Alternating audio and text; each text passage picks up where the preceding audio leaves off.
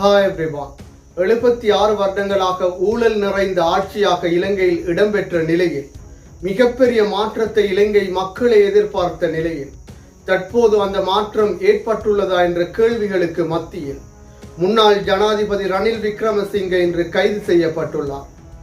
இலங்கை ஜனாதிபதிகளின் வரலாற்றிலே ஒரு ஜனாதிபதி கைது செய்யப்படும் முதலாவது சந்தர்ப்பமாக இன்று பதிவு செய்யப்பட்டுள்ளது. சிஐடிக்கு விசாரணைக்கு அழைக்கப்பட்ட முன்னாள் ஜனாதிபதி ரணில் விக்ரமசிங்க இன்று கைது செய்யப்பட்டுள்ளார். இது இலங்கை வரலாற்றையே புரட்டி போட்ட ஒரு சம்பவமாக பதிவாகியுள்ளது.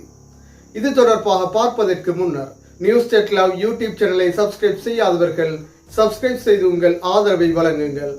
சுதந்திரம் கிடைத்து 76 வருடங்களின் பின்னர் ஜனாதிபதி ஒருவர் கைது செய்யப்படும் முதலாவது சந்தர்ப்பமாக இலங்கை வரலாற்றிலே இன்று பதிவாகியுள்ளது.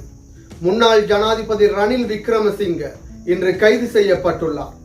2 நாட்கள் சுற்றுப்பயணமாக வெளிநாட்டிற்கு சென்ற நிலையில் அதற்காக அரச நிதி பயன்படுத்தப்பட்டதாக குற்றம் சாட்டப்பட்ட நிலையிலே அவர் இன்று சிஐடிக்கு விசாரணைக்கு அழைக்கப்பட்ட நிலையில் இன்று கைது செய்யப்பட்டுள்ளார்.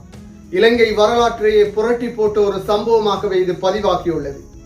யார் குற்றம் செய்தாலும் குற்றவாளிகளுக்கு தண்டனை வழங்கப்படும், குற்றவாளிகள் தண்டிக்கப்படுவார்கள் என்பதற்கு இது மிக பெரும் எடுத்துக்காட்டாகவே அமைந்துள்ளது. இதற்கு முன்னர் எந்த ஜனாதிபதியும் கைது செய்யப்படாத நிலையிலே ரணில் விக்ரமசிங்க கைது செய்யப்பட்டுள்ளார்.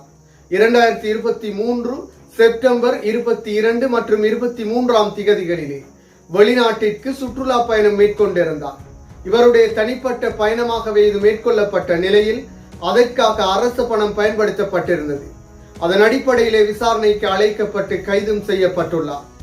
இது தொடர்பாக இதற்கு முன்னர் ஜனாதிபதியின் பிரத்யேக செயலாளர் சமன் ஏகநாயக்க அதே போன்று அவருடைய உதவியாளராக செயற்பட்டவர்களிடம் இதற்கு முன்னர் விசாரணையும் நடாத்தப்பட்டிருந்தது. அதற்கு அமையவே இன்று இலங்கை அரசியல் வரலாற்றிலே 45 வருடங்களாக பாராளுமன்ற உறுப்பினராக, அமைச்சராக, பிரதமராக, ஜனாதிபதியாக என அனைத்து பதவிகளையும் வகித்து இலங்கை அரசியல் வரலாற்றில் மிக பழமை வாய்ந்த அரசியல்வாதிகளில் ஒருவரான ரணில் விக்ரமசிங்க இன்று கைது செய்யப்பட்டுள்ளார்.